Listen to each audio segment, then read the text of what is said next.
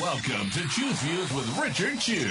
Get ready to dive into a world of insightful conversations and thought-provoking discussions. As progressives, our job is to have an all-inclusive, full-on assault with all of our players. A show that will focus on moving our political, social, economic, gender, and cultural conversation forward. And all of our players means all of our players. It's Choose Views. And now, here's your host, Richard Chew. Good Friday morning. Yes, it is Friday morning, progressives, and welcome to the January 21st, 2025 edition of Choose Views. Here we are, 773-763-9278, Facebook Live, Twitter stream, TuneIn Radio, iHeartRadio, and of course, email me. I've gotten to the emails, Henry, at Richard at WCPT820.com. Not everybody. I know there's some that I need to still get to, but catch all of our shows by subscribing to our WCPT podcast on Apple Podcasts or Spotify. There you can get Choose Views, the short versions and long versions, as I say. Also, Joan Esposito, live, local, and progressive, which is always, Joan brings it to you every day, 2 to 5. And Patty Vasquez, of course, driving it home with Patty Vasquez, a big picture with Edwin Eisendrath out Chicago, and all of our other programs on the weekend, which is just phenomenal stuff for you to check out at our heartlandsignal.com digital platform. Lots of good stuff there, guys. So it's Friday morning, and we got a busy show. We're going to have our good friend Karen Byrne from True Blue Politics hanging out with us. And then we will be talking with a survival expert. And that's going to be quite an interesting conversation. Creek Stewart will be with us as well today to talk about survival. And, thought that would be an interesting topic for us to discuss, and certainly for you guys to see and hear what a person in that spends time in that space can share with us about survival. We've had some natural disasters happen in the country in the last 6 months that really put people on their heels, and thought it would be good. We like to be able to provide you with what you may not know you necessarily think about often when it comes to tools as progressive. So there you go. So Creek will be with us in the 7:30 hour. Today, from 2 to 5 p.m., Joan Esposito, of course, will be joined by Tribune investigative reporter Ray Long on the Mike Madigan trial. The Heartland Signal executive director, Tim Hogan, will also be in that discussion, plus Jody Whitaker, founder and executive director of the Chicago Alliance for Animals, and Steve Hindy, president of Showing Animals Respect and Kindness, also known as SHARK. Live, local, and progressive, Joan Esposito, weekdays 2 to 5 here on WCPT. Tonight, 5 to 7, Chicago comedians Dwayne Kennedy and Adam Burke will be in for Patty, driving it home with Patty Vasquez, weeknights, 5 to 7 Central here on WCPT 820. And something new that's coming your way. Thought we'd share this with you. Excuse me. On February 5th, which is next week, Choose Views will be celebrating 1 year on the air. And we thought it would be fun to do an interview to mark the occasion. Not the kind of interview that I do every day on the show where I ask the questions, but an interview where you ask me the questions and I provide the answers. So starting today, running through February 5th, I'm inviting you to submit a question for me to answer in a video recording that we'll put online and play on the air later in February.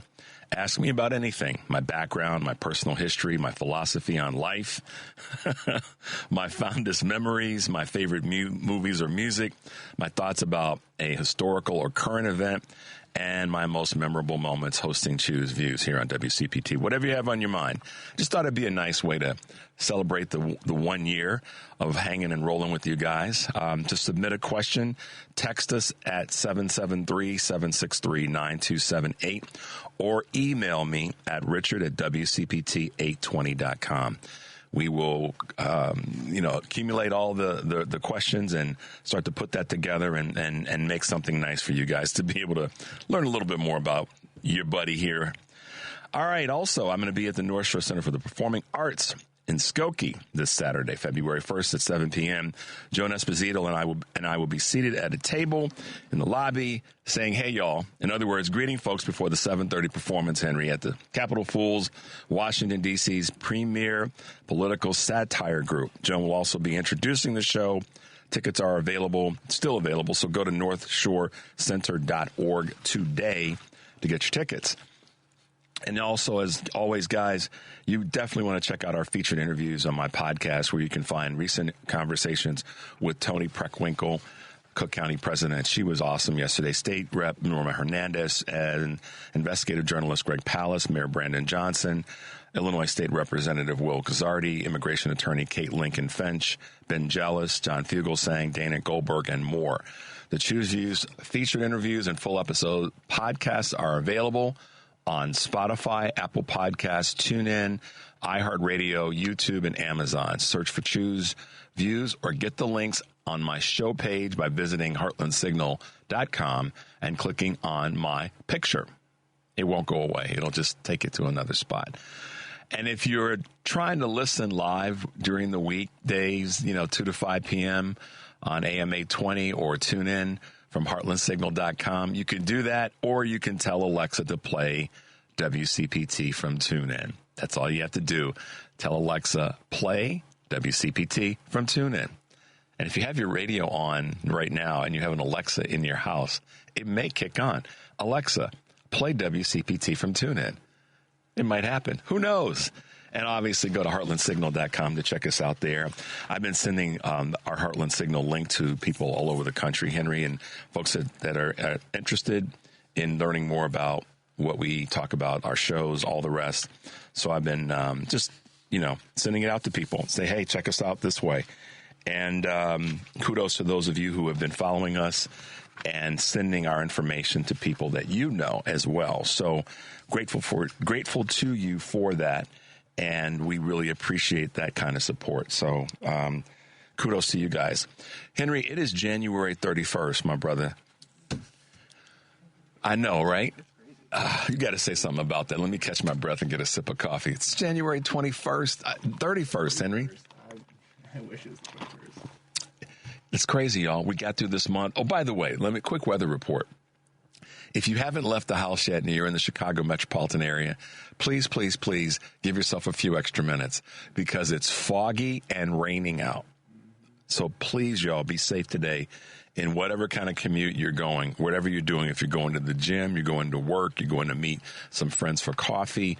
It's foggy and wet out in the Chicago metro area. So please be safe. And if you're in the region and you're coming to Chicago and you haven't left yet, just be prepared.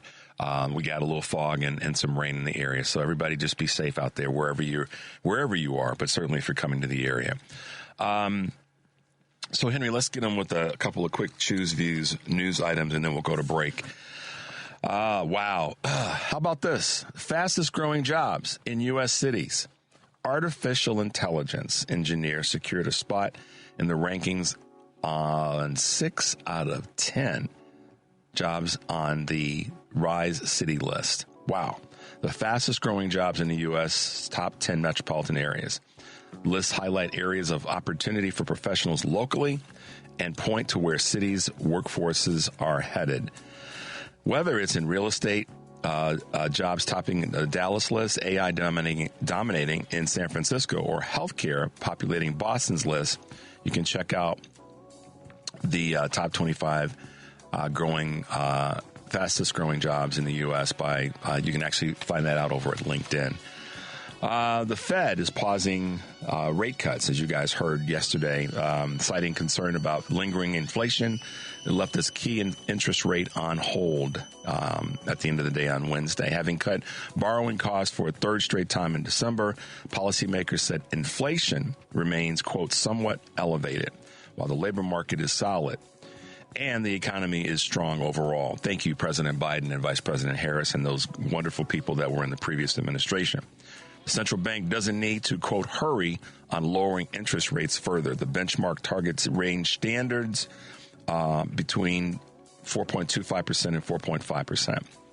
Consumer prices, which have fallen by 2/3 since the post-pandemic high, are still rising faster than the Fed's 2% annual target. That just means they're up a little bit. It doesn't mean they're at pandemic levels.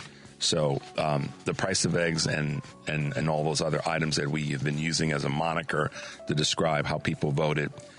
Come on, folks, educate yourself. Look at the data. as well as look at what's happening in your local markets. That's also part of this conversation. Spirit rejects the Frontier bid again. How about that? Said no. Frontier Airlines' years-long quest to merge with Spirit Airlines has hit yet another stumbling block. Spirit, which is still working to emerge from bankruptcy, said Wednesday it had rejected Frontier's latest takeover bid over concerns about timing and price. At around $2.2 billion, the offer is less than the $2.9 billion that Frontier agreed to pay for the carrier in 2022 before it was outbid by JetBlue in a deal ultimately scrapped by regulators last year. Wow. Excuse me. CEO turnover jumps 9%. Now, this one I found even particularly interesting when I was putting this together. Chief executives have been rushing to exits more than ever before, based on new research by headhunting firm Russell Reynolds and Associates. Its latest report found 202 CEOs across more than a dozen global stock indices stepped down in 2024. That's up 9% from 2023. Activist investor pressure was cited as a reason that 43 left within 3 years of taking the job, the highest rate since 2018. In a separate study by outplacement firms, other outplacement firms are finding similar results. Sizzling sales growth at Chili's. I had to say that slowly. Sizzling sales growth at Chili's. Chili's parent company, Brinker International, Henry, reported an eye-watering they're stealing from some of their commercials. 31.4% increase in same restaurant sales as a casual dining chain during its most recent quarter. The growth was fueled by nearly 20% increase in traffic and the social media buzz around Triple Dippers appetizers, which accounted for 14% of sales, according to the company. Brinker has simplified the menu and invested in higher quality ingredients. That's a smart way to go. Yeah, I mean, roll in, know what you want to eat, sit down. That's true, though. If you go to a restaurant, whatever scale of restaurant it is, and there's a whole bunch of stuff on the menu, I feel bad for the servers because they're like coming back 3 times because people haven't made a decision yet. Super Bowl ads hit $8 million. Advertisers are paying a record, Henry, for over $8 million for spots in this year's Super Bowl, according to Bloomberg. The February 9th game, which is next Sunday, on Fox between the Kansas City Chiefs and the Philadelphia Eagles, is sold out for ads, with over 10 fetching the top price. Prominent advertisers include automakers, food and beverage giants, AI, and pharmaceutical companies. Roughly 123.7 million people watched the Super Bowl last year on Paramount's CBS broadcast network. And I've already seen on social media the redo of the Billy Crystal, Meg Ryan. You guys remember, what was the movie? Was it When Harry Met Sally? It's the one when they're in the restaurant and I can't remember the movie now. I think it was When Harry Met Sally. And they're in the restaurant and she's faking a quote unquote orgasm. We can say that word live. And so they've done a redo of that scene from the movie, and it's now a commercial about mayonnaise. Yes, so I've caught a couple of clips of that one that's out there, so that'll be interesting to see how that one plays out. Probably will draw a lot of. I saw some things on social media, Henry, that was basically people were saying, "Yeah, I'm not going to watch the Super Bowl. I'm going to have it on. I'm just going to wait till the commercials come on." You know, well, you do what you do. I mean, who knows? The two teams that are playing. They've earned their way there. So there you go. All right, guys, we got to take a quick break. Sorry about that. 773-763-9278. This is Choose Views, and we'll come back. We'll start taking your calls, and we'll be right back.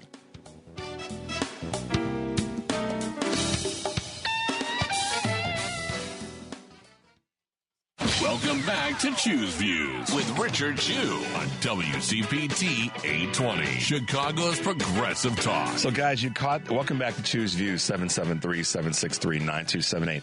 So you heard that spot right before we came back on from this break, talking about our 20th anniversary, 2025. How about that? And you heard the voices and the personalities and the shows, and we all got together in a room and recorded that. Yeah, right. If you believe that, I've got some bridges out in the parking lot. But great opportunity for us to let you guys know about this 20th anniversary that's coming up in May. And we're really excited about the opportunity to share that with you. And all of our voices have come together. And more importantly, we're going to have an event that we'll keep you guys posted on and excited about, that we want folks to be able to participate in. So just to let you know that that's what's happening. And speaking of events, things to do in Chicago this weekend. How about that? Let's talk about what's going on. Chicago Restaurant Week, as we talked about last week, the 18th annual Chicago Restaurant Week.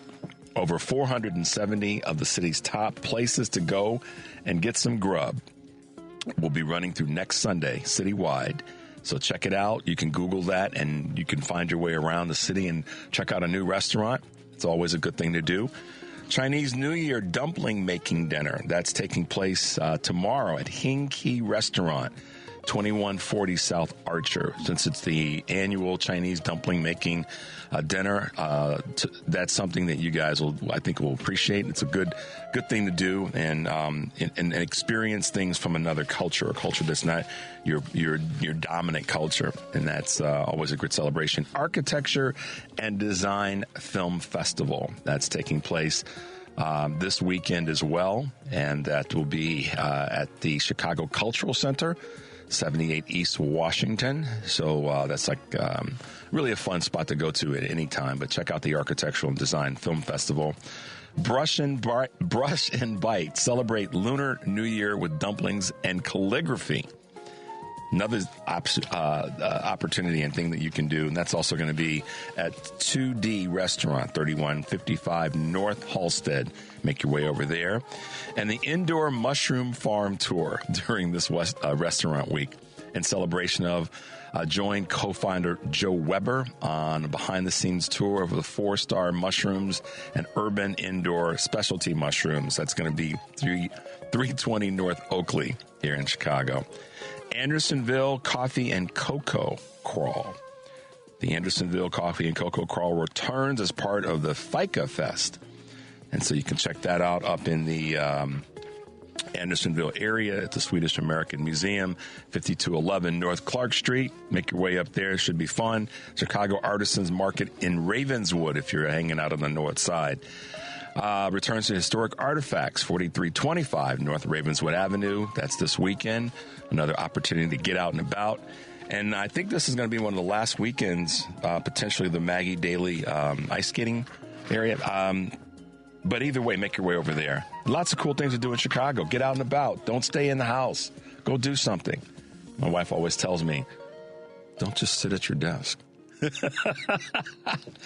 All right, guys, make sure you're making your way out and about. And if there's things that you find to do that you enjoy, let us know. We'd like to pass that on to any and all of our listeners and followers, because one of the beauties of who we are is the ability to go and do and enjoy ourselves and take part of the things that are taking place in your communities.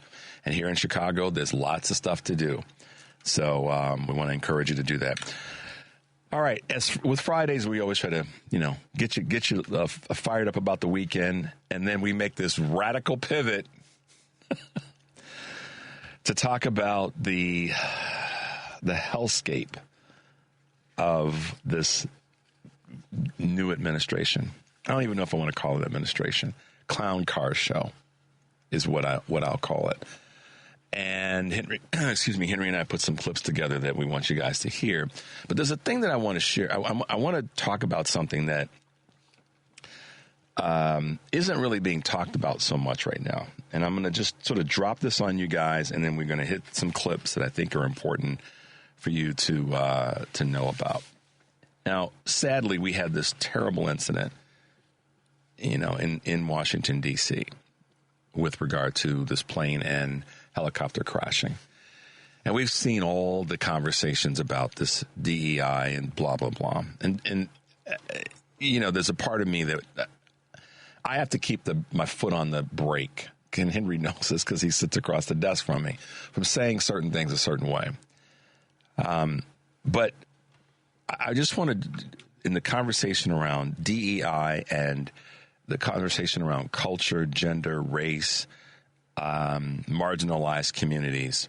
I want to talk about a thing, or I want to put something, kind of a bug in your ear, a little bit of a homework assignment. You know, there's always, in my thinking, I'm always trying to figure out where things started, how things started, where things came from, who's part of it, who's behind the curtain, et cetera, et cetera, et cetera.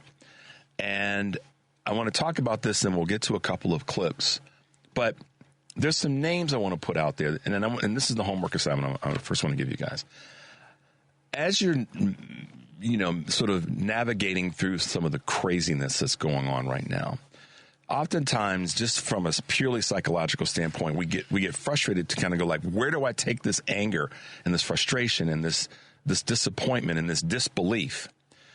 So I want to give you guys something to kind of do that I think will help you get a better sense of how some of the things that we're dealing with right now have come our way. And here's what I'm saying. There are people who are, quote, behind the curtain that are pulling the strings for a lot of what the Republican Party, the GOP, the MAGA crowd are supporting, or that they're seeing. And the primary group that is pulling those strings and creating these policies, not so much, but conversations about how to get the ear of politicians so that they can affect policy. Lots of fancy words for me to just say this, and I'll cut to the chase. I want you guys to do some of your own digging into the Heritage Foundation. Okay? I want to give you guys a place to direct some of your frustration by doing some research. Now, we know that I'm always advocating contacting your Congress, your elected officials locally, regionally, and nationally, and particularly right now, the folks in Washington. And what I said the other day about calling for Donald Trump's impeachment, I meant that. I'll be saying that a lot because he needs to be impeached for what he did in terms of the executive orders with regard to taking money from people who need it. He's reckless. He doesn't need to be in the White House. So let's use a tool that we have, which is to call for impeachment. Why not? And along with that, to keep you guys active and informed, I want you guys to take some time and dig into the Heritage Foundation. And I want you to start to give yourself another weekly assignment. I'm not being a professor here. I'm just trying to help you guys steer some of your frustration and come up with ways to be impactful and not feel like you're out there on an island by yourself. The Heritage Foundation has had a huge impact on administrations, but more specifically on GOP leaders. And they've got a reasonable amount of money. They've got a reasonable amount of people not that they're reasonable people, but are reasonable in terms of the number of people that are part of their leadership and quote unquote experts. And so I want you guys, why am I putting it this way? You need to know where you're spending your money. You need to know who's affiliated with the organizations that you're spending your money. It's one thing to hear about from the media, mainstream media, that Target's no longer or reconsidering their DEI positions, and other companies are and other companies are not. That's sort of in my mind, that's oftentimes it's a flashing red light. It's the thing that's used as a distraction. I want to dig a little bit deeper and see who's behind this. Who are the organizations and people that are behind it? And I will tell you that most every person that's part of the leadership and quote unquote experts at the Heritage Foundation has an agenda that's driven to keep a certain amount of white male privilege in place in this country. So I want to give you guys this assignment, but I'm going to give you a little bit of help. You can go to the Heritage Foundation website and just click on the leadership tab. And you're going to find, and this is what I want you guys to start to do. I want you to start to look at who are the people that are on the boards of different right-wing organizations and find out, because what'll happen is you'll go down the rabbit hole, which I kind of want you to. So you find out who these people really are, what they're associated with, who they're associated with, what they've contributed to. where they went to school. I want you to know more about who these people are. Donald Trump is a front man. They've got him pimped out. These organizations like the Heritage Foundation and the people that are the other groups that are behind Project 2025, which is now, Schedule F and all these other things that are part of our administration, they've got him pimped out. He probably can't tell you about 5% of the things that he signed last week and what they really mean. But it's the organizations and the people that make up these organizations that have pimped out Donald Trump. And yes, I'm going to keep using that. Donald Trump's been pimped out. Hillary Clinton referred to him as being puppeted by Putin.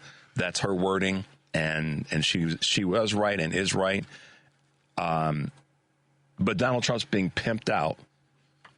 In case you missed it, Donald Trump has been pimped out. And by the way, Donald Trump will continue to be pimped out by groups like the Heritage Foundation. And yes, I repeated that 3 times intentionally. The people that you want to start to look into are the names that are behind the curtain. The John Bakiels, Steve Chartons, Victoria Coates, Eric Corsoval, John Malcolm, Dan Mahler, Derek Morgan, Ryan Newhouse, Andrew Olistrada. Hold on a second here. Kevin Roberts, Roger Severino, Janie Strachey, and guess who? This is a DEI hire, Mary Vaught, who is the wife of Russell Vaught, who is the OMB director. So I looked her up, and then last but not least, Bridget Wagner. I kind of looked up this woman, Mary Vaught, to find out what her background is. I didn't see anything that gave me any indication that she's anything other than a DEI hire. Oh, wait a minute. I won't use those words. Oh, she's probably more of a, I got this job because I'm Russell's wifey. No disrespect. I'm always talking about our strong women. We had 2 of them on yesterday. But Mary Vaught doesn't seem to have the qualifications, based on what I read, to be the vice president of strategic communications. My point of this is I want you guys to start to arm yourself with going, oh, okay, those people are part of the Heritage Foundation. Oh, that's a person that 2, 3 dotted lines, they're connected to some other right-wing crazy groups. That's what I want you guys to start to know. Because if you are informed and have that information, it makes you stronger when you're having a conversation with some of the folks on the right that want to tell you that you're crazy. All right, we're going to take a quick break, guys. 773-763-9278. This is Choose Views, and we'll be right back.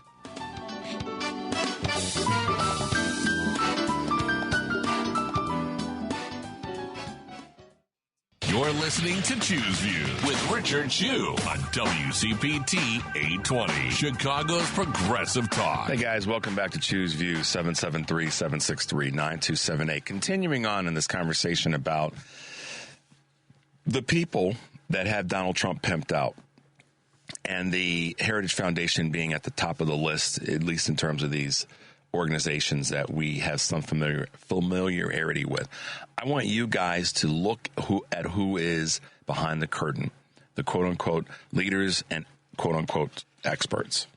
Some other names that you guys want to, and I know you guys can write these all down, and I can get you the information. I can send you the link that I use. The Board of Trustees. You know, it's a list of folks that, and again, this is why I said what I said earlier. Their board of trustees, there's not one African-American man or woman on it, Hispanic, Asian, the list goes on. There are 3 women, they're all white women, and the rest are all guys, white guys. Okay? So we've got some people that you need to look into. Barb Van Andel Gabby, Michael Gleba, Larry Arnn, John Coleman, Edwin Fulner, Robert George, Ryan Haggerty, Price Harding, Virginia Heckman, Mark Calestranos, Shane McCuller, Rebecca Mercer. That's a name you want to definitely dig into, Rebecca Mercer, and look at the Mercer family and what they've been doing to affect our country in a not-so-positive way. Abby Spencer Moffitt, Nursey Nazari, Daryl Owens, Kevin Roberts. That name sound familiar? Brian Tracy. And the list goes on. These are folks who are part of the gallery of people that want to do one thing, and that's protect, candidly, white privilege in America. Not about the betterment of the country necessarily. They're the orchestrators behind taking away things that are about taking away things that will support our country and strengthen our country. And they mask it in, the country's heading in the wrong direction. Well, yeah, it's probably heading in the wrong direction because you fools are involved in some of the most destructive things in terms of policy and having the ear of your favorite Republican politicians. And granted, I know I've been around long enough. There are numbers of, Democratic leaders across the board that are influenced by outside entities. I know that. I'm not stupid. However, this group of people is affecting the federal administration on a grand level. And like I've said before, they've got Donald Trump pimped out. And all you got to do is look at the cabinet members. Like I just said, Brandon Carr, Pete Hoekstra, Tom Homan, the quote-unquote border czar, that doesn't know a damn thing about what he's doing. He's just reckless. He is a bull in a china shop. That's what he is, and nobody steps to him to call him on that. Caroline Leavitt, the press secretary, who is a disaster. Let me check on that. Really? Bubble-headed bleach, you know what. Stephen Miller, Crypt Keeper. John Ratliff, and of course J.D. Vance, and last but not least, Russell Vought, the director of the Office of Budget Management, and his wife that got that nice cushy job because of, sleeping with the right person. Qualifications don't back it up, so that's why I can say that without any restraint. Now, I want to tie this to something that's local. And so, the city's got to brace itself for what's coming. People have asked the question. This is why I asked you guys to do research and look behind the curtain, dig in to see how did we get, where did this come from? So I'm going to share a name with you guys, but I'm going to talk about it first. Talk about something first that needs to be put on the table. Back in the 90s, there's been this attorney, conservative legal strategist, if you will, that has really been going after something that has now become part of what the Supreme Court leaned into. And let me describe it first, and then we'll give you the person's name and something that he and his band of merry white men are doing here and trying to do here in Chicago.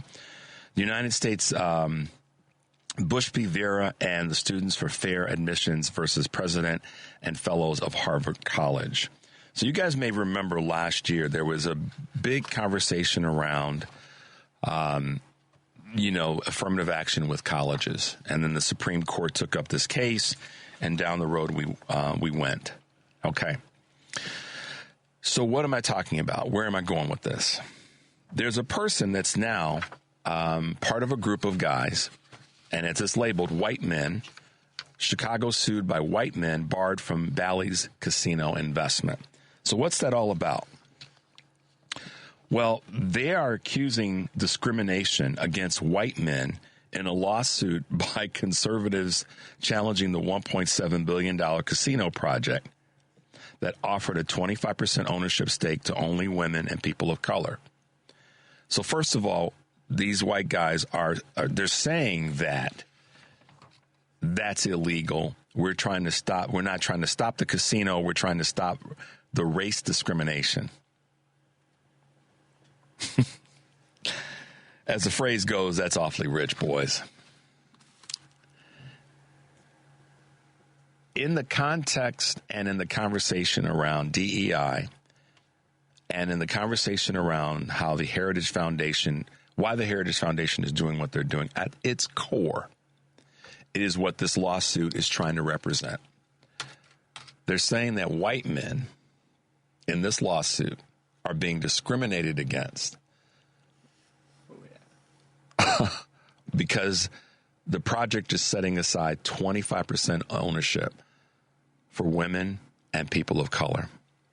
So the first group I'm going to come after with this, and I don't mean this in a come after negative way, it says women in the court filing. It doesn't say black women. It doesn't say Asian women. It doesn't say Muslim women. It doesn't say Latino, Hispanic, or Mexican women. It says women. So, ladies, this is me just being respectful, but calling out the fact that we need to recognize they're coming after women in this lawsuit. Say that women don't deserve, along with people of color, the ability to have a 25% ownership in this casino, when a high number of the attendees and goers to the casino will be women of all communities. Do you see what I'm saying? These same guys have a dotted line connection to who? The Heritage Foundation. Now, I'm not some investigative reporter or anything like that. I'm just like, let me figure out something's not right. I got to dig in a little bit here. These same white dudes that are part of this lawsuit have dotted line connections as a conservative legal group to the Heritage Foundation. So I'm asking people to pay attention, to stay woke. If someone wants to get their undies in a bundle about being woke, tell them to go kick rocks with sandals on. Because I want you to stay awake. I want you to be aware. These guys are saying that it is illegal, it's wrong, it's discriminatory. Come on. And the name that's at the top of the heap, and y'all can do your research on this gentleman and where he's from and what his cultural background is. His name is Edward Blum, B-L-U-M. Originally from Benton Harbor, Michigan. Went on to become a very conservative, self-hating individual that determined that he was going to lead the fight in the effort to push back on what he called discrimination in our colleges, and has been the leading voice to take cases to the Supreme Court to fight what he calls education discrimination. This is the guy that was behind the cases that said that affirmative action and multiculturalism and redistricting was a way to not balance the scales, but to discriminate against white men. Y'all hear me? And this group of guys who are suing the city of Chicago, who say they were barred from the Bally's casino investment, are saying that women and people of color should not be afforded an opportunity to have a 25% ownership stake in this new Bally's Corp casino. So, you guys, I want you to start to do your homework. I want you to dig in on these cases. I want you to dig in on the Heritage Foundation and know a little bit more about who's behind the curtain, who's behind these lawsuits, who's behind these pushes toward it's one thing. It's one thing. It's nothing else. I can read all the documentation and inform myself and review things. This is about white men. Let me be clear. This is about a certain group of white men, because I don't want anybody to say Richard's using a broad brush to paint all white men as the same. I'm not doing that. So let me be clear for those who want to go down that path. This is about a narrowly focused group of biased, racist, sexist, by their actions, men that are white men that are trying to say that these tools to help balance out our society are discriminatory practices against white men. These are the same guys that use the legal system to make it so that people that are of color and women don't have access to things that are driven to provide better healthcare systems. This is the same group of people who want to make sure that that we're behind Roe v. Wade being taken down. The voters that we don't have a national voting platform, the John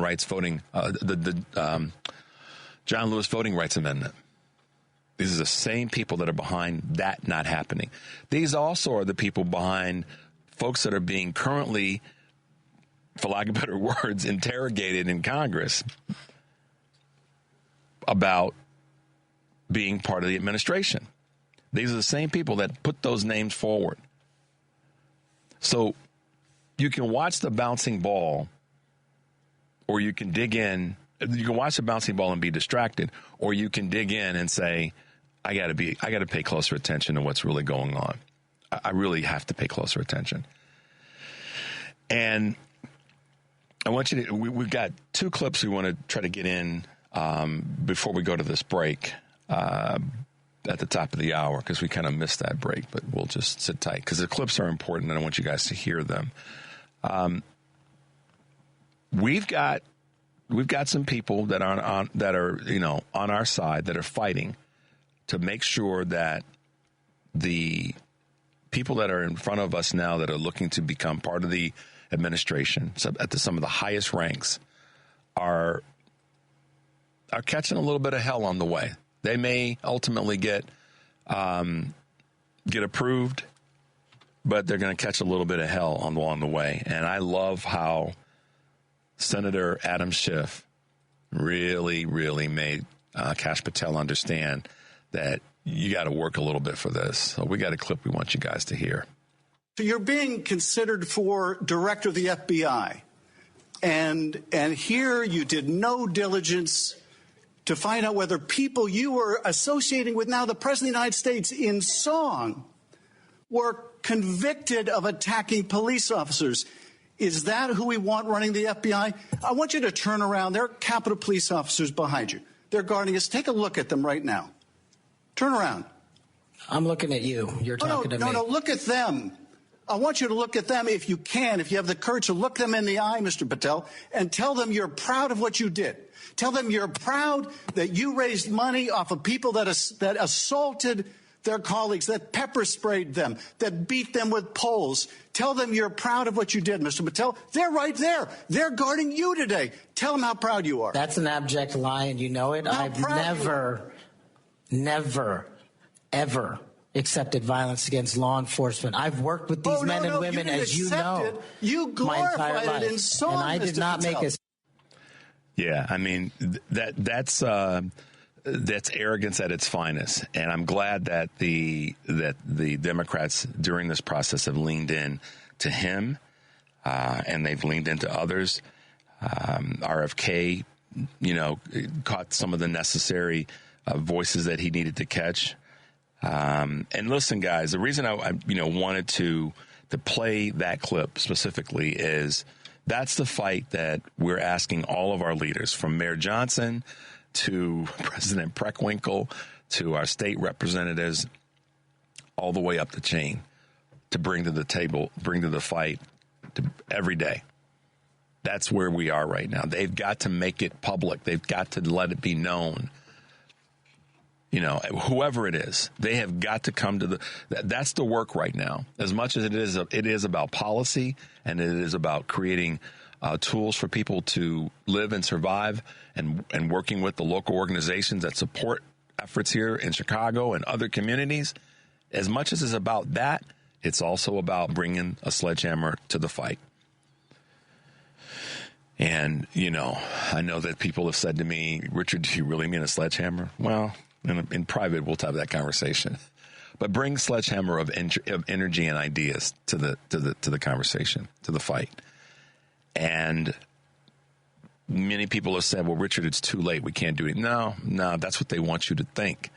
Folks at the Heritage Foundation and all these other groups, these, Bloom and these other guys, they want you to think that you have nothing to fight for and no reason to fight. And that's a doggone lie.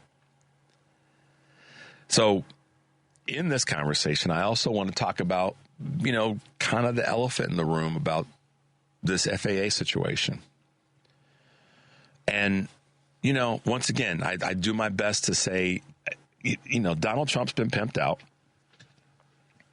and have, the reason I say it that way, guys, is this. Because he doesn't really know what the hell he's doing.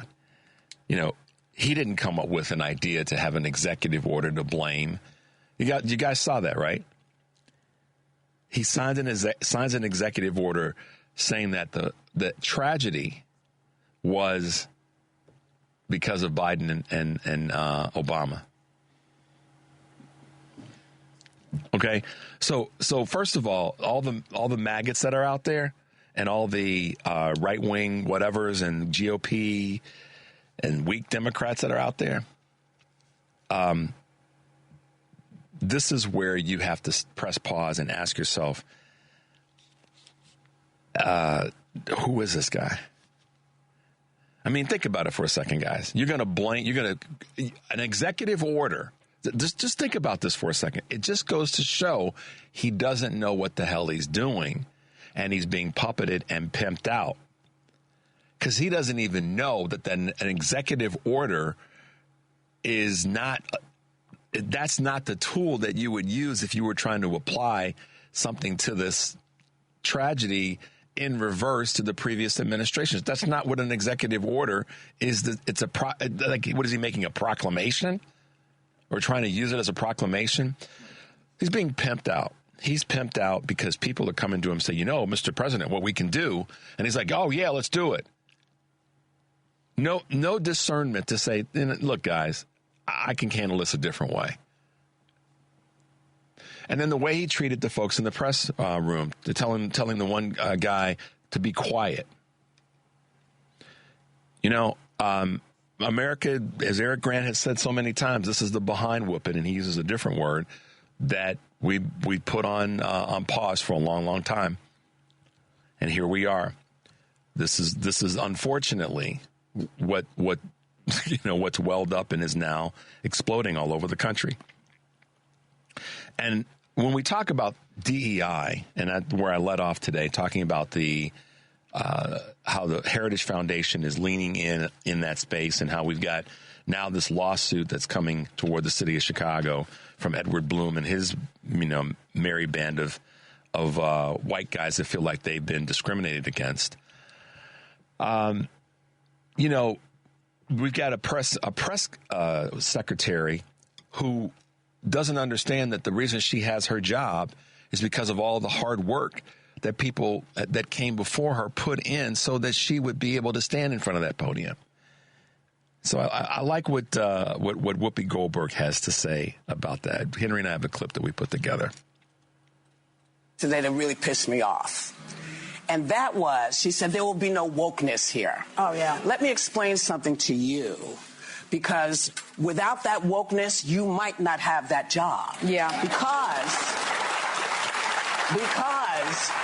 women were not invited to that table. Mm-hmm. Women were not invited to many tables in this nation. The reason we fought and busted our behinds to make sure that you didn't have to worry about this.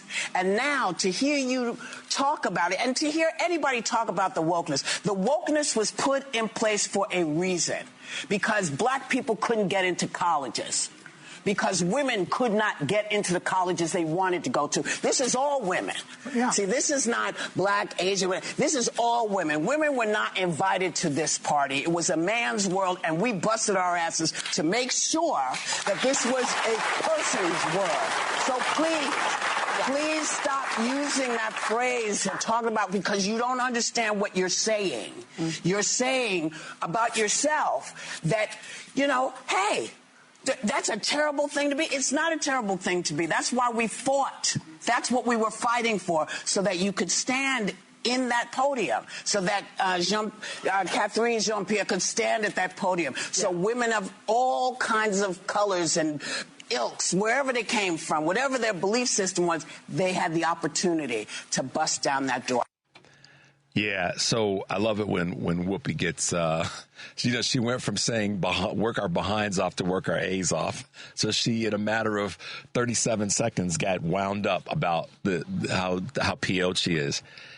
And the reason that I wanted to present this to you guys this morning around, there's certain things that I pay attention to, and then I ask myself, when will it be appropriate to talk about it, or how can I, tie it to the things that we're all concerned about. And the reason that I mentioned this about talked about this in the vein of this lawsuit with the Bally's Casino here in Chicago and the Heritage Foundation, is that this is exactly what Whoopi is saying. A bunch of white guys that are pissed off that they can't give 100%, that nobody else is entitled or allowed. It's all got to be all about privileged white guys. Poor me. How come I can't have everything? And it's discriminatory that you can't, that you're going to make it so that a big part of the consumer base that's going to use that casino can't be a part of the bidding process to be part ownership of it. That is the epitome of white male privilege from some mediocre white dudes. Just like the bulk of the folks whose names I read off at the Heritage Foundation. A bunch of mediocre, racist, sexist, misogynistic, and nationalistic white dudes with a couple of sprinkles of some white women in there to make it seem like, well, we've got a few. It's a classic move. We got a couple of women. We'll have a person that may seem like they're of color to say that, we've got our Negro. We've got our chick. And then you have a president that wants to use an executive order to say that this tragedy is at the feet of the two previous presidents. And you dumb A's that are part of the MAGA crowd, the GOP and the weak middle, convinced yourself and spun yourself into different bundles of yarn to vote for that versus the person that said, I just want to protect us all and have us all move forward and not take away anything from anybody. That shows how mediocre you all are. It shows how weak you actually are, not strong. It shows that you would rather go in that direction to have a president not show empathy and care and love, but point fingers out of his own weakness, which is actually married to your weakness, than to take some level of compassion and responsibility. That's what happens when you elect weak, mediocre people. Number 773-763-9278. Guys, we're going to take a break. When we come back, we'll be hanging out with our good friend Karen Burns from True Blue Politics Podcast. This is Choose Views, and we'll be right back.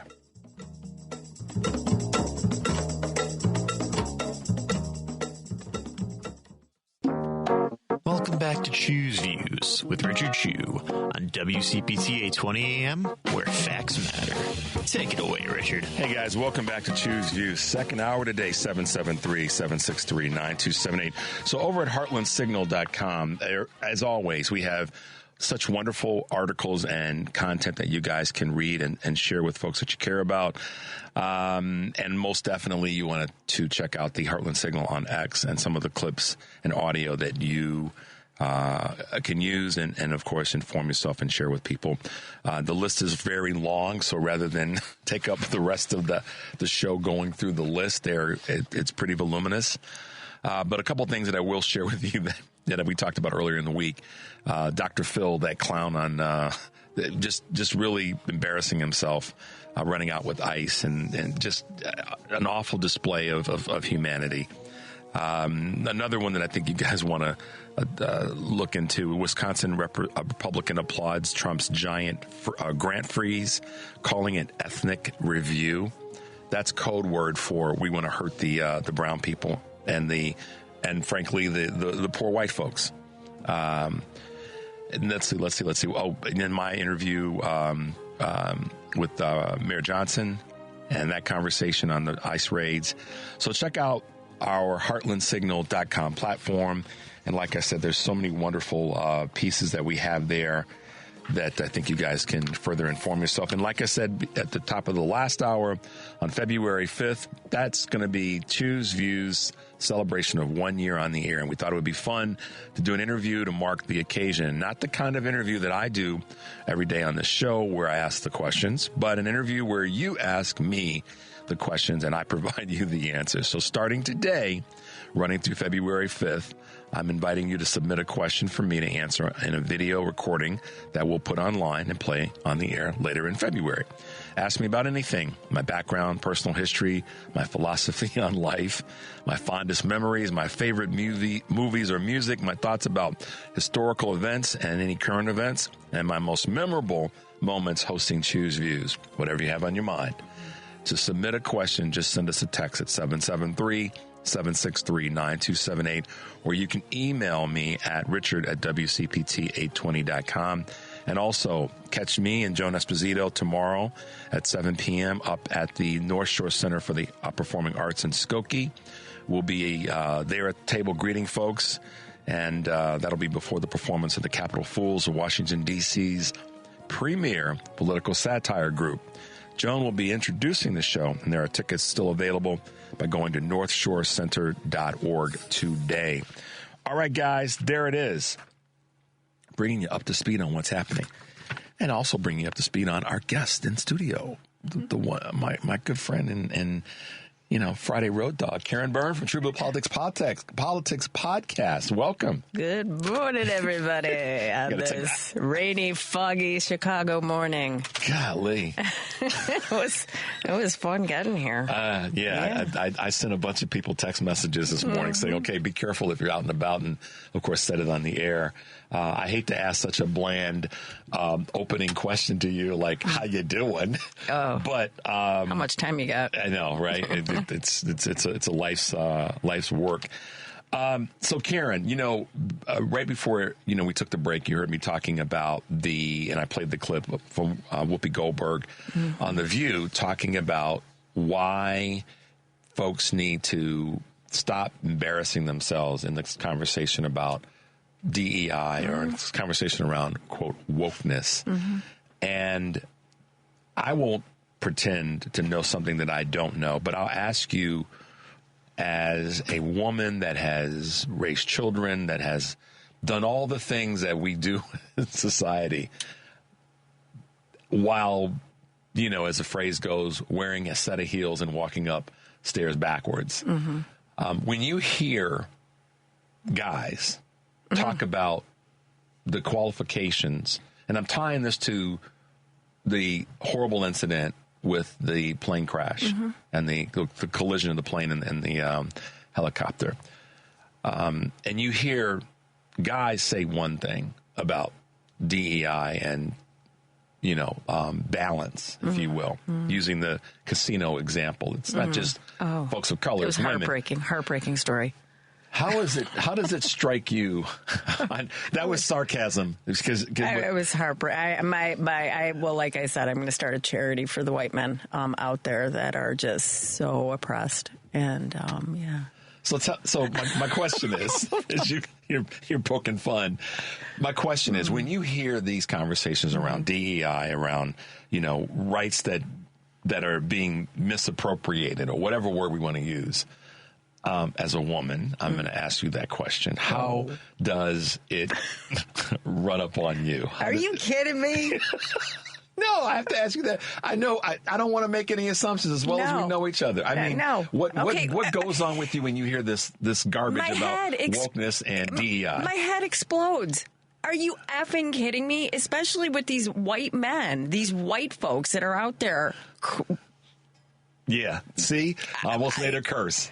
I mean, and I don't even know. I never know if I can say, but that are out there whining about how oppressed and how unfair. And it's like, this is the thing. And this is what I always said to, white people that I was in conversation with, some people that I grew up with, when they would talk about affirmative action. If there was not a history of discrimination in our country, if people were just inherently prone to doing the right thing, okay, and taking people off of merit, just solely off of merit, there would be no need for it.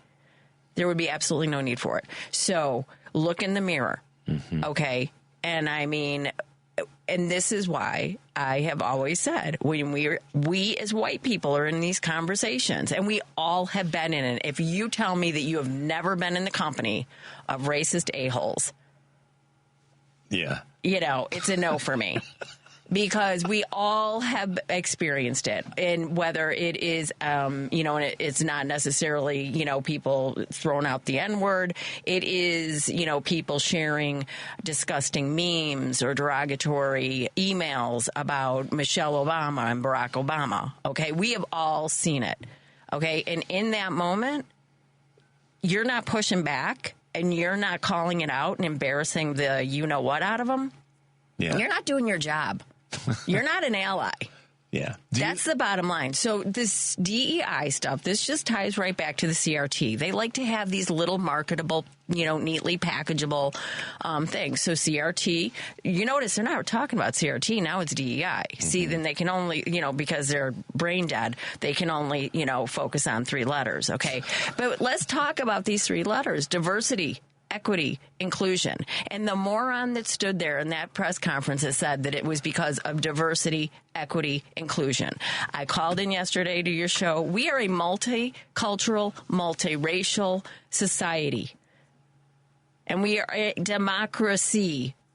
Mm-hmm. Okay? So for him to stand up there, just on its face, people, use your brains. I mean, I know it's hard for MAGA.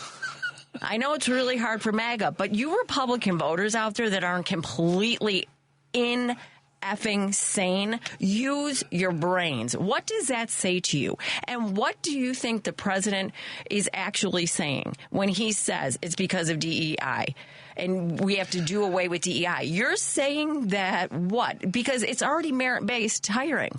Right. They're already basing it off of merit, okay? Yeah. And it's just to make a company more diverse and representative of the population. Of the population. That's why I said that this thing about the casino, I just looked at it and I said, first of all, it's 25%. Are you guys that damn greedy that you want to try to head fake and say that it's discriminating against white guys? Mm-hmm. Well, where were you, if the question is really about discrimination against any group, where were you when there were, and not where, but still ongoing acts of discrimination against people that are of color or women in general? These guys don't give a damn about that. Their concern is they want to be masters of the universe because they're mediocre white guys that they don't want their mediocrity to be on center stage. And when we... Listen, part of the problem let me put this let me capsule this and say, in my observation and experience, so that someone doesn't say that I'm generalizing, in my observation and experience, what I have found is precisely what President Obama said when he was on the podcast, The Smoke. Mm-hmm. And he was talking to these guys about how many times he's been in different rooms and different meetings where there have been people that are around the table that would have given you the impression that they were the, quote, smartest, strongest, bestest, fastest person. Mm-hmm. And he said, they're nothing special. Mm. And he said, and they know it. Mm-hmm. And he said, and so I've represented to them certain levels of exceptionalism or the ability to push forward and try to do better. He said, and they're not all that. Mm-hmm. That is exposed. That's been exposed. Yes. And what's happening is guys like this guy Bloom and these white dudes who are upset because of the 25% of this casino being, for lack of better words, appropriated so that women and folks of color can be at the table. Right. That's all about showing that we aren't as great and as wonderful as we have said and led the world to believe we are. Mm-hmm. We're mediocre at best. Mm-hmm. And then you layer that into this horrible incident. Yep. And let me be clear. I'm going to take we out of the equation for a minute. We didn't elect Donald Trump. No, we didn't. Y'all did. Mm-hmm. We didn't elect Donald Trump in this administration. The folks on the right and some in the middle did, and the ones that stayed at home by not being involved. But at the end of the day, the fact that he would stand in front of a microphone and go on about this was DEI. And this is where the mainstream media is just severely awful. Yep. Now that it's come out, now that we've got the names of who was actually, for lack of better words, at the wheel, ain't got nothing to do with DEI. But the media isn't talking about that and nailing them to the wall. Right. Not only were you just disrespectful to the families that lost loved ones, children, their coaches, their parents, right? A woman who's a Howard University a law professor. Not only was he disrespectful to that fact of loss, but he was wrong, right? About the DEI piece, and the media is not holding his feet. They let him escape. Henry, let's go to that clip from Pete Buttigieg on the press conference. Is that one still available? Yes. Okay. The FAA, which is overseen by Secretary Pete Buttigieg, a real winner. That guy's a real winner. Do you know how badly everything's run since he's run this Department of Transportation? He's a disaster. He was a disaster as a mayor. He ran his city into the ground, and he's a disaster now. He's just got a good line of bullshit. The Department of Transportation, his government agency charged with regulating civil aviation. Well, he runs it, 45,000 people, and he's run it right into the ground with his diversity. So, in that, former Secretary Buttigieg had a lot to say about that. And basically, he once again speaks to the fact that it's despicable that he would blame. First of all, we could take the position, guys, that there's no reason for blame here. In its most raw sense, the need to blame goes to show how weak the pimped out president is, and how weak so many others around him are, that they have to blame a person that wasn't even sitting anywhere close to the office of the Department of Transportation. And now, what has Trump done? He's names an acting FAA administrator. So, listen, y'all, and y'all are the folks who voted for, didn't vote. Yeah. This is on you guys. And mainstream media, you're a part of that too. That's right. Because y'all didn't correct this. You didn't come out. You didn't say, hey, wait a minute. You said it was DEI, signed an executive order, and got nothing to do with DEI. Right. Right. Absolutely. And oh my God. I mean, it's just like, this is, it is. It is really frustrating. I mean, and it's just, is this going to be the thing? I just wonder. We are, 11, 12 days in now. Is this going to be the thing that really wakes people up when they talk about government agencies and how, that we don't need all this big government stuff? We're seeing in real time in the last 10 days what happens, how taken for granted our different programs are, and how dependent on those programs people are. Meals on Wheels, SNAP benefits, Medicaid, I mean, on and on and on. And then, you have this government agency that is now under attack. The administrator resigns on day one. Okay, after Elon Musk, President Musk is over there, crying about being fined for his negligence and incompetence. So let's talk about old white men for a second. And white men, they're white men. This is something that you guys may not be aware of, and this is since Karen mentioned the Muskie one. And this is part of an article that I was going through from a financial journalist. Maybe Doge is really short for Dodge, as in dodging sanctions. Billionaire Suleiman Karimov, sanctioned in 2018, secretly held a SpaceX stake via Heritage Trust administered by Citigroup.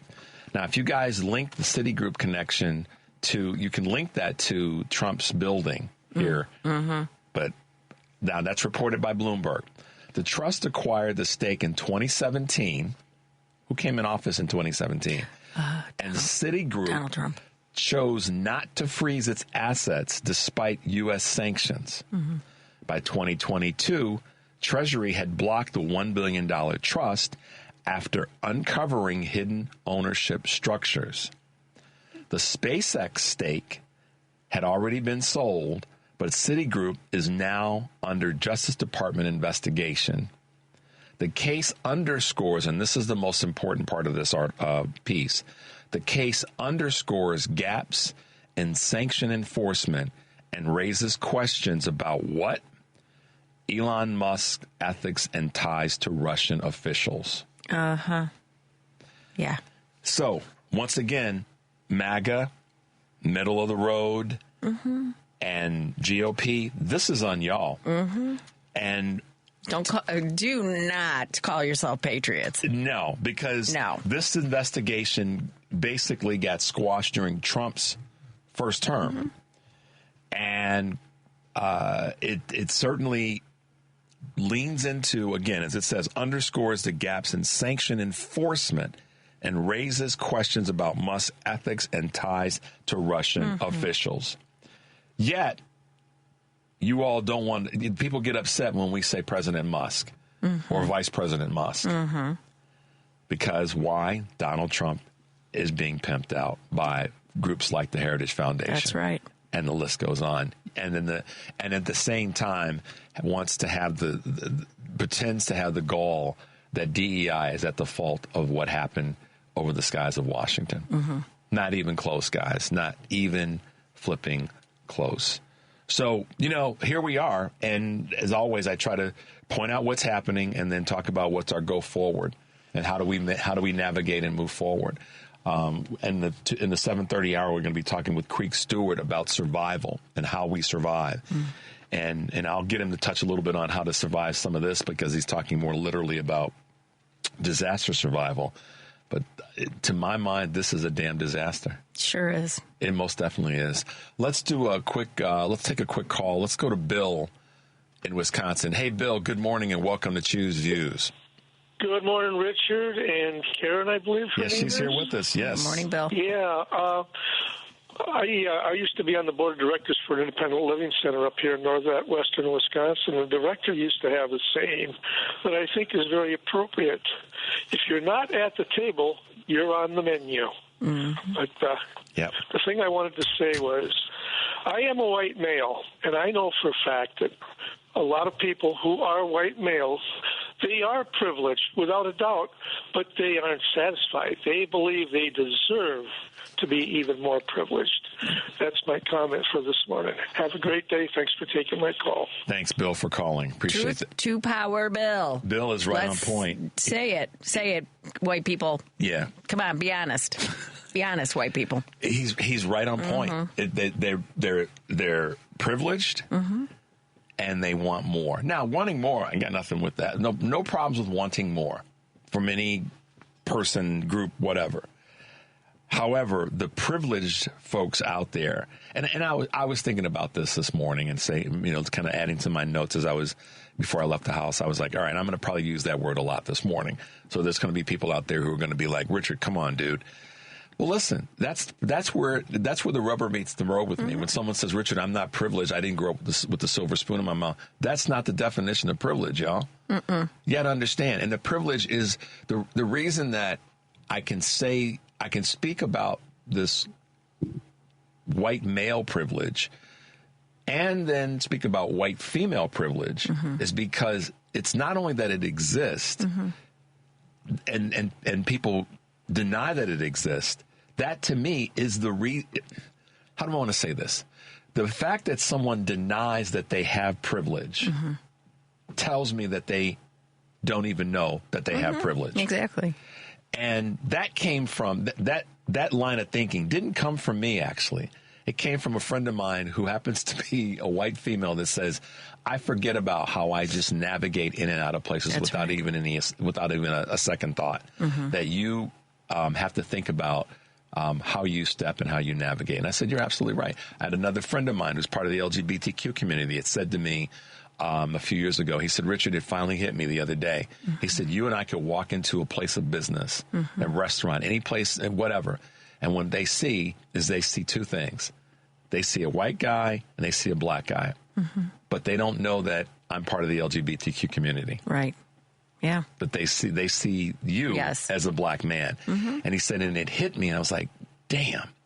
So I'm not trying to make this about me and being black and the whole nine. I'm trying to talk to folks about what Karen said a moment ago, which is these guys running around with tears in their eyes, feeling that something got taken away from them. Not a damn thing got taken away from you. No. It's your, to Bill's point, lack of understanding. And then when you get called on it, then you feel like something, you've been negatively impacted. Right. Yep. It's that simple, guys. Not a rocket science conversation. Wow. I gotta. Well, let me ask you this question before we go to the break. You've seen this week of this just disgusting example of all the people that have come in front of Congress for these cabinet positions. So I have to ask you, has there been a, quote, favorite moment of any of the Democratic senators and the list of whether it be Tulsi Gabbard, whether it be RFK, whether it be Kash Patel or anybody else that you've that was kind of your favorite moment or moments? Anything involving my boyfriend, Senator Sheldon Whitehouse.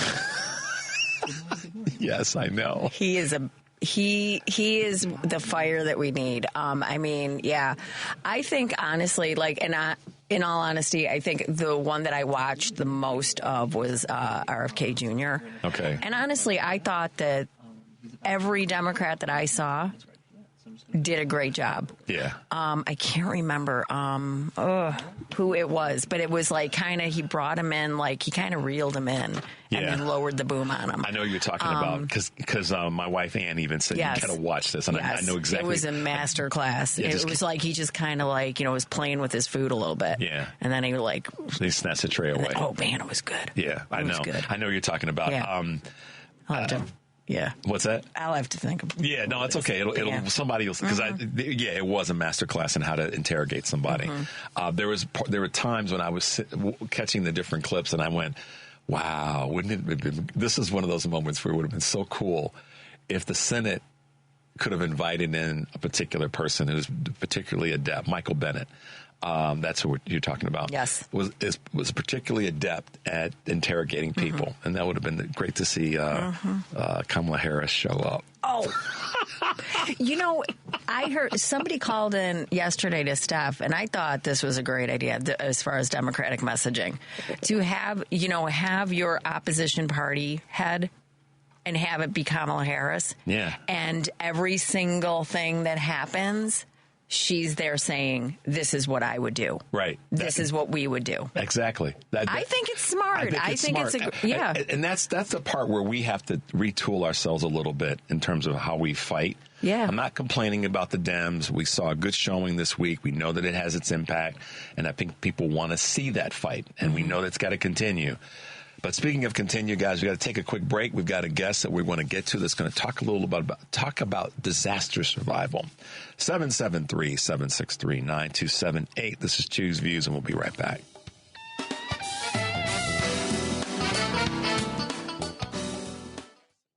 It's Choose Views with Richard Chew on WCPT 820, Chicago's Progressive Talk. Hey, guys, welcome back to Choose Views, 773-763-9278.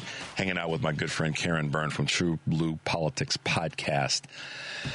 And then, like I always say, I love that when we have such wonderful guests, smart folks that do things that keep us plugged into what's happening. When you write books like Survival Hacks and the Disaster Ready Home, you got some credibility in the space of helping people navigate disaster. We have with us this morning author Creek Stewart, who has written, like I said, some great preceding books, The Disaster Ready Home, Survival Hacks, and his latest, Skills to Know Whether You Stay or Go, Disaster Survival, the 101 Essential Guide to Preparing for and Surviving Any Emergency Scenario. Creek, welcome to Choose Views.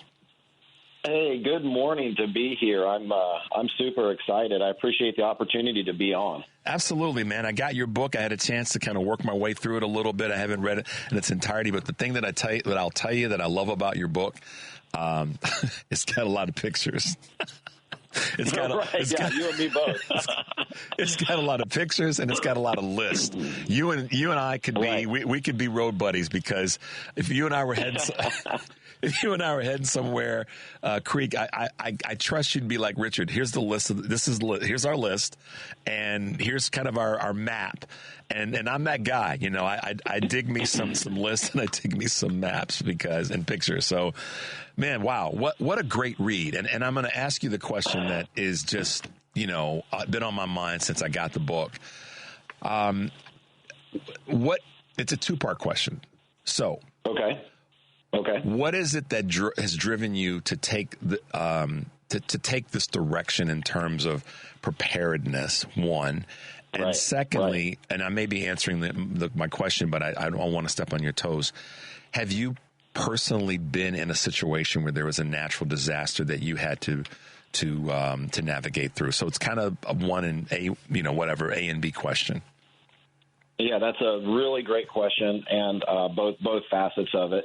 So I began my career actually in the wilderness survival space, teaching more of wilderness survival skills. I grew up in the Boy Scouts, fell in love with the Scouts, and grew up and started my business in wilderness survival. But that has eventually encompassed and morphed into more of a disaster preparedness business, and that has been within the past 10 years or so.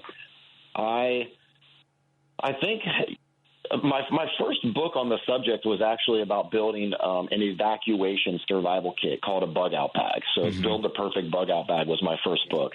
And that was 12 years ago. But it seems like in the past 10 to 15 years, disasters have just become, well, it's not, it seems, the statistics are true that disasters are more frequent and more deadly than ever in our recorded history, as far as recorded disasters since 1953 or so.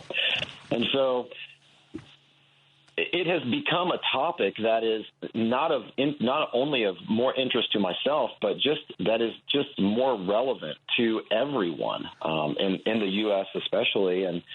And it's a topic that's talked about and is a concern to a lot of people, because I always say the next disaster is next week. Right. And I think everyone these days just pretty much understands that there's a disaster that happens all the time. And it's common sense to start thinking about what can I do to make sure that my family and I are safe in the event that something happens to us. So that's the answer to the first question. Yeah, go ahead. No, you keep going. I'm sorry. Well, second answer is yes. I lived in a house on a river that flooded one time. So I've been through a natural disaster, a flood, personally, which even drove home the relevance of this topic to me and my family. But I was the in-house survival expert for the Weather Channel for over a decade, and we saw so much natural disaster. And I got to interview people who had been through disaster. I filmed a television show called SOS How to Survive, where we studied people who had been through disasters. And so this is just the topic that really hits home to me personally. One of the things, and thank you for those answers, and just sort of putting a light on what you said, is they're happening all the time, and they're more, for lack of better words, regular. But one of the things that in one of the chapters in your book, you talk about network development. And, you know, for me, as a guy that lives in the city of Chicago and so many other folks that live in the metropolitan area, this is going to sound like a criticism, but it's not. And I don't mean of your book, but just of us as a community of folk. Don't really know what our neighborhoods are, what's happening in our own little, you know, fiefdoms and neighborhoods that we live in. And particularly when it comes to things like a disaster or an issue, and you listed, and I want you guys to hear this, and you guys should go out and get this book. It's a great read. It's an easy read. And there's so many aha moments, or, oh my God, I didn't think about that moments. But here is what Crete talks about in terms of a solid neighborhood disaster preparedness plan is composed of 6 elements. Check this out, guys. Knowing and mapping your neighborhood, creating a tiered neighborhood communications plan, identifying neighborhood risk, identifying neighborhood skills, identifying neighborhood resources, and developing a neighborhood security plan.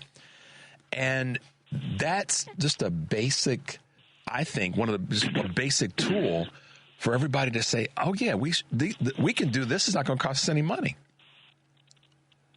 Right.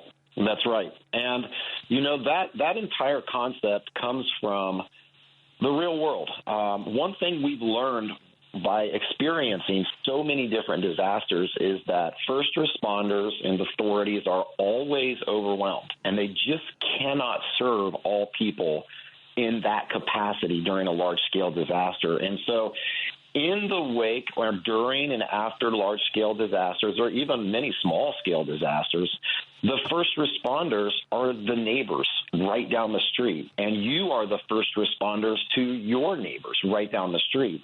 And you'd be surprised these days at how many people just don't even know the name of their neighbors and don't have the phone numbers of their neighbors. And it is critical in disaster to be able to share resources and be able to support one another and be able to communicate within your cul-de-sac or within your general vicinity clearly and effectively to make sure everyone is okay.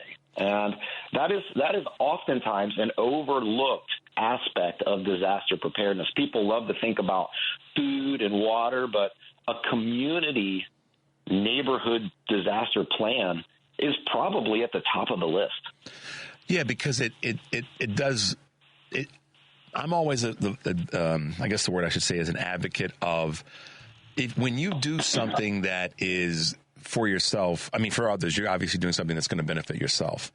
And right. and my guest and good friend Karen Byrne was with us, and we were talking earlier about when you speak truth to power. And I'm not getting you to talk. I'm not going to get you to talk about politics, but policy. Sure. When you speak truth to power, you then take on, not only am I helping others, but I'm allowing myself to be in a better space.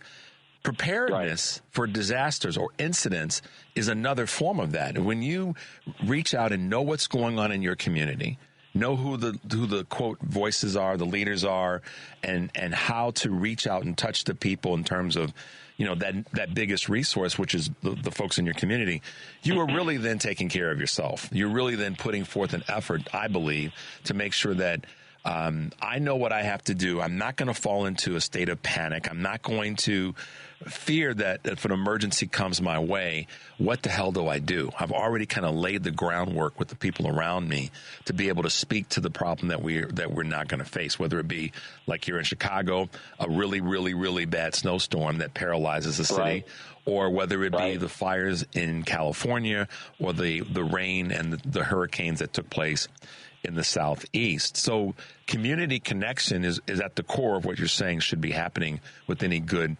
disaster management plan. Is that correct? Absolutely. Absolutely. I think a lot of those personal preparedness efforts can easily parlay into helping people down the street within your community. And you hit on a really great point, is fear and panic. And that's what I love so much about doing things in advance, is because it can absolutely help to mitigate fear and panic in the midst of a crisis. In the midst of a crisis, it's very difficult to make really good, sound decisions about evacuation, about what to do when things are kind of going sideways all around you. And if you've thought about these things in advance and had conversations about these things in advance with some of your neighbors down the street, then it goes a long way to helping to subdue the natural inclination of humans to have fear and panic in the midst of a crisis. Yeah, I mean, and that's the one thing that I try to school myself on, being ready for the craziest thing that can happen. and how am I going to navigate when that comes? And I say when rather than if it comes. God willing, we'd lean into the word if it comes, but we know when, to your point earlier, is becoming more and more regular. So let me ask you this question about it's not politics, but about elected officials and the support systems that are there wherever you live, whether you be in a small township in Michigan or you be in downtown Chicago. How would you recommend that citizens, folks, connect and what is it that are tools that people can use to connect with local officials when it comes to those resources that allow them to be better prepared in the event of a disaster or a major outage in an area? Fantastic question. So any sizable town or city these days has a plan in place, has an emergency disaster preparedness plan already in place, probably with elected officials or hired officials who are in charge of communicating disaster-related information to the community. So a lot of cities have an alert system that you can sign up for via email or text. They definitely have plans in place that would describe what the most common disasters that one might expect in the area and how to be prepared for those. And so I would say to reach out to the nearest big city in your area, and most even small cities have these types of plans and resources available. And there'll be a website. There'll be a website dedicated to disaster preparedness information and alerts specifically for that city or for that town. And if your smaller community doesn't have one, just reach out to the next largest community nearby, and they very likely will. These things have popped up and developed over the past decade to where it's very uncommon these days for a city to not have information available. Got it. So a couple of questions as we kind of wrap up. Weather patterns and climate. Okay. Yeah. Got to touch on that. I'd be irresponsible if I didn't. How are they impacting where we are when it comes to the disasters that we're seeing across the country, if not across the globe? Well, there is absolutely no doubt that disasters are more violent and more frequent. Weather-related disasters are more violent and more frequent than ever before. Certainly in my lifetime, and I'm almost 50, and it's undeniable that the weather is absolutely changing, right? And so a lot of the disasters that we experience in the world are weather-related disasters, floods, tornadoes, in some cases fires, hurricanes. I mean, the list just goes on and on and on. And regardless of the disaster or even the cause of the disaster, see, we can't do a whole lot about the cause of the disaster, right? We can't control the disaster. We only have a limited amount of control over the disaster. But what we can control is how prepared we are to deal with the consequences. And that I don't mean to say we have 100% control over that, but our level of preparedness absolutely does help us to mitigate the damaging effects in the midst of a crisis, whether it's weather related or whether it's something that's caused by man, a bridge collapse or a terrorist attack. These all have consequences, and if we've taken the steps in advance, food, water, first aid, basic preparedness skills, then those things can help us mitigate the consequences of any disaster. Yeah, I'll put that in a very basic layperson's thing, that when the weather here in Chicago when the temperature starts to go down, I make a point, because I'm in the car every day, that I've got an extra pair of gloves in the car. I've got, an extra, thing to brush off the snow. And I've gone so far as to throw throw a blanket in the car. Right. And it just to buy some time. I think a lot of times, Creek, it's just buying some time to get to until help arrives or until you can get through whatever it is that happens to you. It's just being able to buy some time. Would that be fair to say? absolutely correct. So, most disasters are resolved and first responders are able to get into most places within 3 days. And so if you're trying to wrap your head around, I want to prepare at home. What do I need to prepare for? Well, start with 3 days of food, 3 days of water, 3 days of critical medications, 3 days of fuel in order to heat your home in an off-grid situation. Start with 3 days. It's easy to wrap your head around 3 days. And then if you're concerned about more time, then work your way up to a week. Work your way up to 2 weeks. 2 weeks is a really good spot to be when it comes to preparedness for food, water, medications, being able to provide heat, especially in areas like Chicago. Yeah. It's sometimes easier to just choose a timeline and start on the smaller end and work from there, because it can feel it can feel like a very overwhelming process to someone who's just getting started. Yeah. Wow. Be Prepared for Anything, the author of Survival Hacks and the author of the Disaster Ready Home, and most recently, Disaster Survival. For those of you who don't like to read everything, you can pick a chapter and find your way to be ready, set to survive. Creek Stewart, man, it's been great talking with you this morning. You and I could sit around a campfire and talk about this stuff, man, because I really love what you've written. I love you taking some time to talk to our listeners, because even though we speak about politics and social, this is a social issue in my book, being prepared for the things that can come our way. Of course, disasters are indiscriminate. They don't care what side you're on or how old you are or how much money you make. They're coming, and we should all think about it. Absolutely. Creek, thank you for taking the time to be with us this morning. How can folks find you?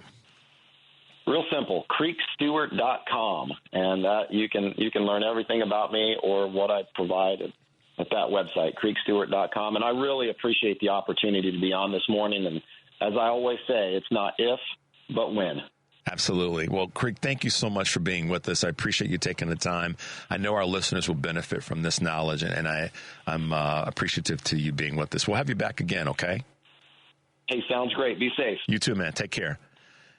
It's interesting. That's one of the things I say to everybody when I part from them is to be safe. And I appreciate Creek taking the professional approach to that. Karen, I'll link this up to something as we're in the last few minutes of the show.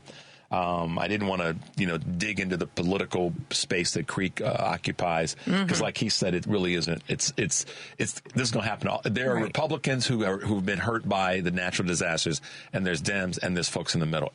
Because it's about the planet, it's about climate, it's about incidents and accidents that take place. Mm-hmm. And what he said, though, but the one thing that he did say is that our planet is definitely under siege. Absolutely. And in the conversation about our two most recent big issues, in terms of disasters, if you will, three, but the two as it relates to the fires in California and the hurricanes in the Southeast, those are areas where he said it best. Mother Nature don't give a damn. That's right. It doesn't discriminate. Your political affiliation, your gender, your race, your whatever. It's gonna do you. Yeah. And that's one of the reasons why, as I pivot to the conversation around politics, that's one of the reasons why we have to be, we can't have our heads in the sand, y'all. We just can't on this climate and on the conditions that we face. So I'm appreciative that Creek, and let me spell this for you guys, and people thinking, how am I spelling his name? It's spelled Creek, Creek. Stewart, Stewart. I know there's a couple ways you can spell Stewart, but I just want to give you guys that correct spelling so you can check out his work. And the book is a fun read. I was able to kind of skim through it, and it's an easy read, and it's got lists and pictures, and I'm happy. I love pictures. I love pictures. I love picture books. I love picture books, and I love lists. Yeah. So and here in Chicago, I was just as he was speaking, you can get Notify Chicago. You go to chicago.gov and you can sign up for alerts. Right.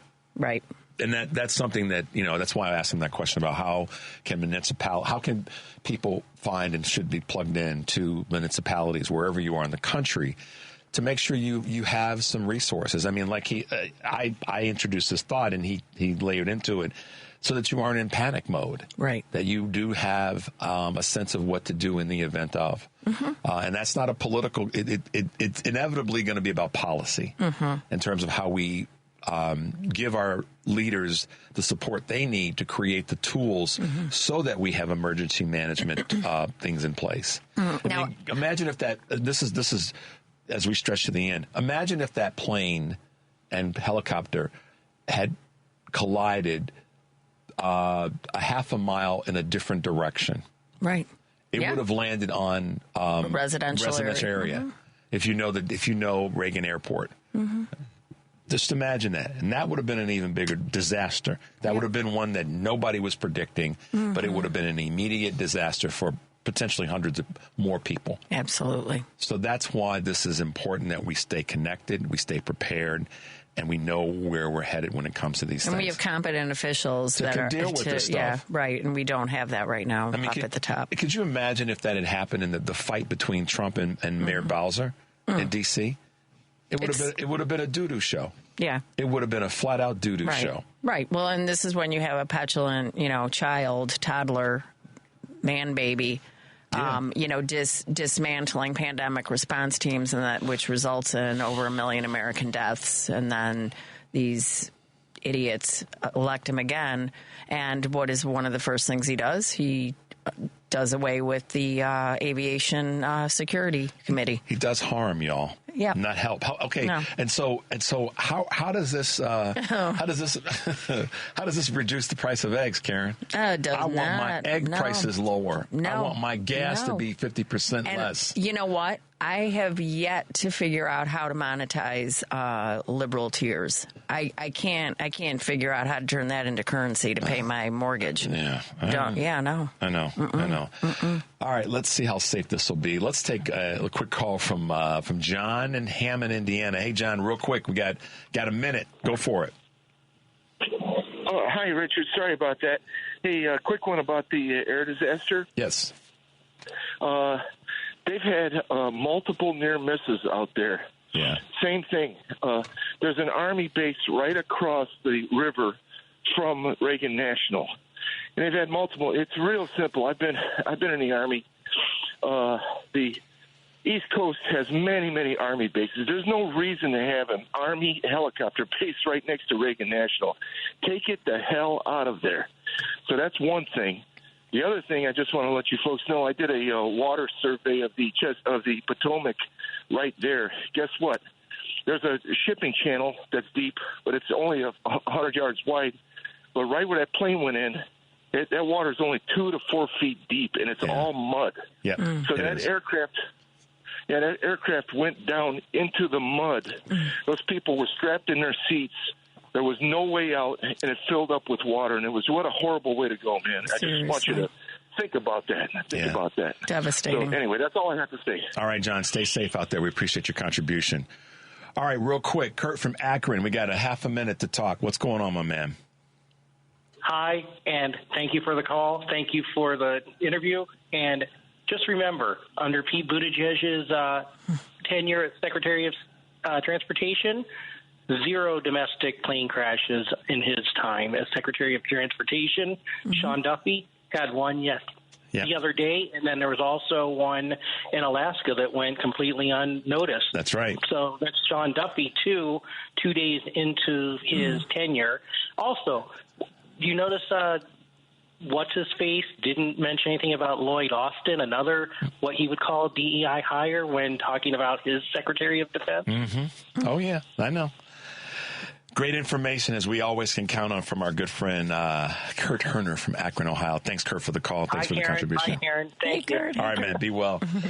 Listen, y'all, as always, we are trying to bring you as best we can every day and make sure that you guys are fueled up and ready to go and to deal with the knuckleheads that are in your lives that are still hanging on Trump train.